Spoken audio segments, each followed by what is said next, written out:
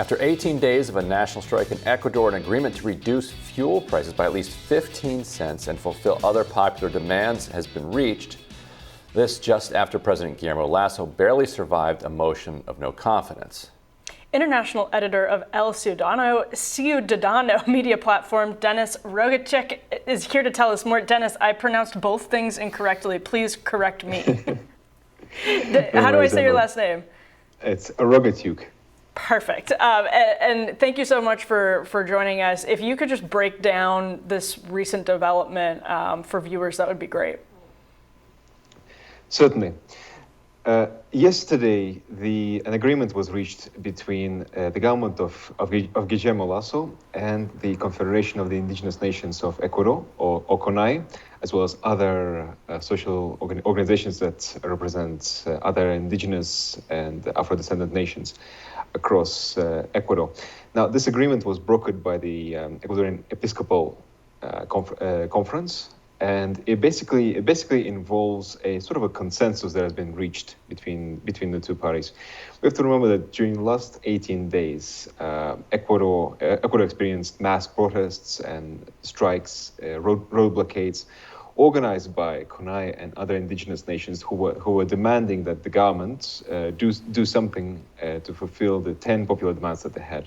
Among them were a significant reduction in the costs of petrol prices, as well as the need to increase the healthcare funding, the need to substantially improve security in the country, as well as other issues such as improving labor rights and of course the guaranteeing the protection of some of the indigenous lands which have previously been subject to mining and oil exploration. The final agreement that has been reached yesterday effectively builds a kind of a roadmap for the government to follow. And so the government did agree to reduce the costs of petrol by 15 cents. That's for both diesel and unleaded fuel.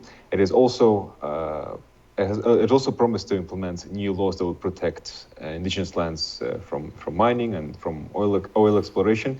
It also promised to increase the spending on some of the social programs, as well as reevaluating its budget in order to meet the demands for increased healthcare spending and increase on improving security as well. Now, one important point that must be mentioned here is that the leaders of the CONAI, specifically President of the CONAI, Leonidas Iza, did state that their side, the various organizations, will establish a kind of like a watchdog commission for the next 90 days in order to supervise the implementation of the promises made by the government. And if the demands are not being met in the manner they agreed upon, the national strike will resume and the protests will continue once again. What was the national strike like? You hear a lot of talk on some corners of Twitter here in the United States. What we need is a general strike, though, with no sense of how that would actually be organized. How did they pull off the organizing of this strike, and what was the effect on the general politics? Now, CONAI itself it's an organization which I would say has decades of experience in this sort of thing. This is an organization which was previously able to remove through mass popular uprisings various presidents which implemented neoliberal policies. So that's President Jamil Mahuad in 1999, if I'm not mistaken. As well as President Lucio Gutierrez in 2005, both of whom implemented very strong austerity measures and a powerful neoliberal agenda. But when we talk about logistics of this particular strike, it's interesting to note that even though the first mass protests, road blockades, and work stoppages began throughout the region of the Amazonia, as well as throughout the the mountainous region of Ecuador, which kind of cuts through the middle of the country. This is where the majority of the country's indigenous population resides. Now, this began being concentrated mostly in rural areas, but throughout the days after the strike's commencement, it grew to also include the country's major cities. That's the capital Quito, Cuenca, and eventually reaching Guayaquil, that is the megapolis on the coast there.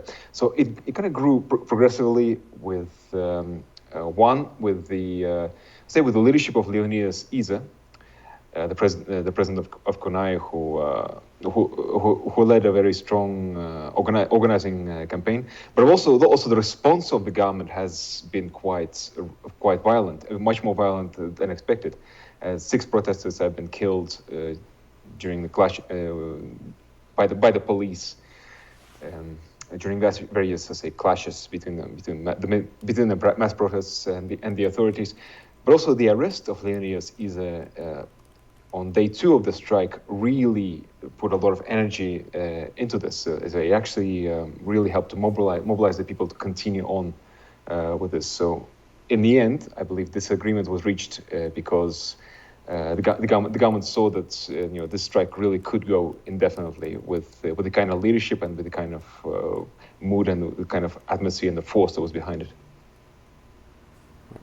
And when Putin invaded Ukraine in February, that had come after basically a year since we'd been seeing significant inflation around the world, and I thought at the time, given what was likely to continue, it was going to continue to drive up wheat prices, bread prices, fuel prices around the globe, that this summer we'd see a lot of this sort of thing. Each country would have its own particular causes for the uprisings, but at the root of it would be some hostility toward the way that the changes in the economy and inflation were making life unbearable for them.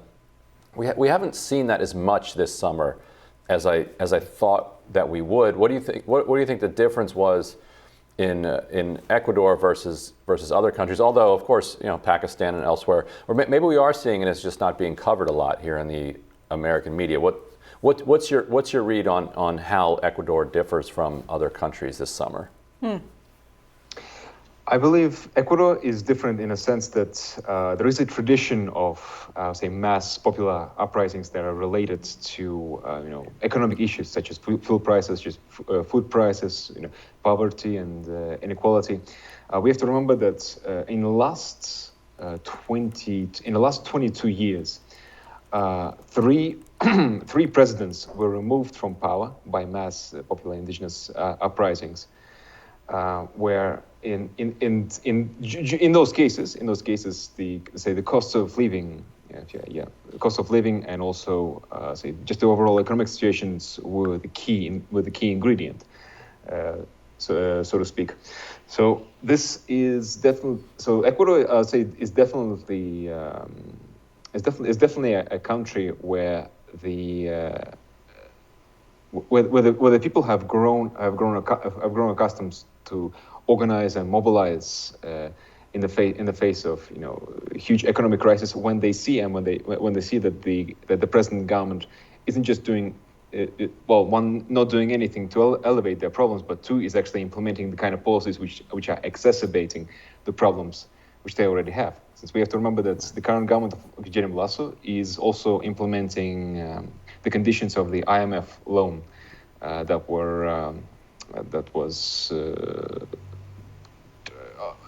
was basically implemented by President Lenin Moreno, but it has now also been